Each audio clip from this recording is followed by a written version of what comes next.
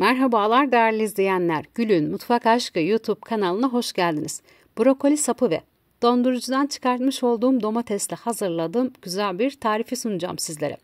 Brokoli kadar sapının da faydalı olduğunu biliyor muydunuz? İçerisindeki C vitamini bakımından hem sindirim sistemine hem de kemiklerin güçlenmesinde çok etkisi varmış. Özellikle diyet yapanların da bol miktarda gönül rahatlığıyla kullanabileceği bir sebze sapı. İçerisindeki yüksek oranda lif bulunduğu için. 200 gram brokoli sapı kullandım. Sert olan kabuk bölümünü soyuyorum. Ben normalde çiğ haliyle de tüketmeyi sevenlerdenim. Hiçbir sebzenin hiçbir tarafını ziyan etmeyenlerdenim.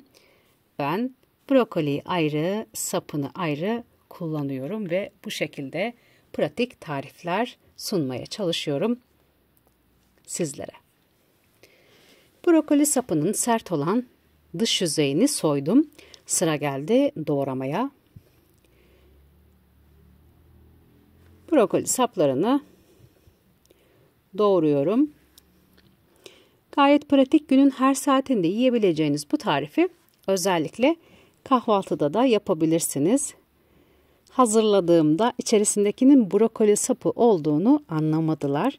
İçerisindeki piştikten sonra görüntüsü patatese benziyor.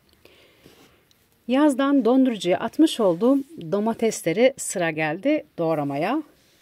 2,5 tane domates kullandım. Normal bir salata yapar gibi küp küp doğruyorum.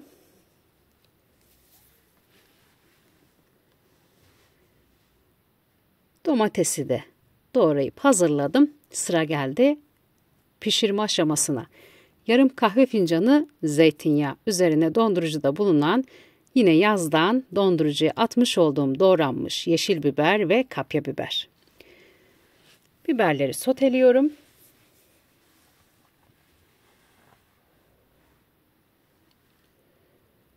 Biberi soteledikten sonra doğradığım brokoli sapını ekledim. Bir diş de sarımsak.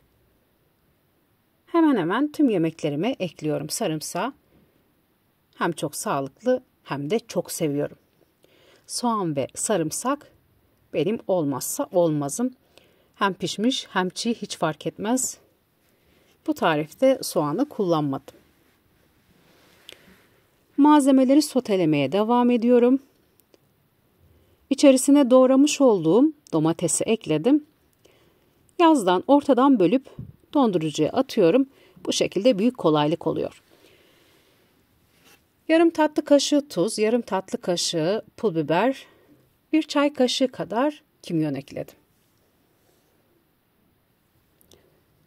Baharatının tuzunu karıştırdım. Tuz ve baharat miktarını kontrollü ekleyin. Benim eklediğim miktar tuzsuz yiyenlere fazla gelebilir. Baharat sevmeyenlere yine fazla gelebilir. Siz kendi damak tadınıza göre baharatınızı ayarlayın. Kapağını kapattım. Yüksek ateşte pişirmeye bıraktım. Tüm sebzeler pişti. Şöyle karıştırıyorum.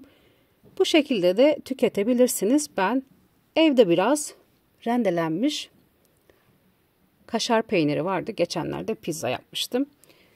Kaşar peyniri rendelenmiş şekilde beklediği zaman biraz birbirine yapışıyor. Bu yüzden ben de bu tarif içerisinde kullanmak istedim.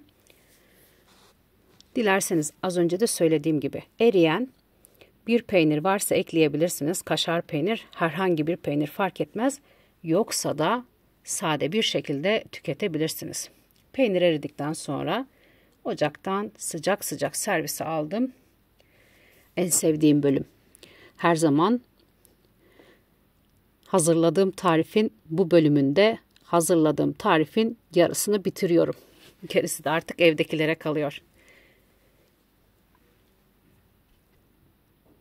Ekmeğin üzerine aldım yedim. Şimdiden hazırlamak isteyen herkese afiyet olsun. Kanalıma abone olmayı, beğeni yorum yapmayı unutmayın lütfen. Değerli yorumlarınızı videonun altına bekliyorum. Sizlerin görüşleri benim için çok önemli. Tarifin malzemelerini açıklama kısmına ekleyeceğim. Tarifin malzemelerine açıklama kısmından ulaşabilirsiniz. Bugün yine atmayıp değerlendirdiğim bir sebze sapını sizlerle paylaştım. Sizlere de fikir olsun istedim, daha önce denemediyseniz. Umuyorum ki severek izleyip tarifi de gönül rahatlığıyla yaparsınız. Başka pratik tariflerde, başka lezzetlerde tekrar görüşmek üzere. Hepinize sevgiler sunuyorum.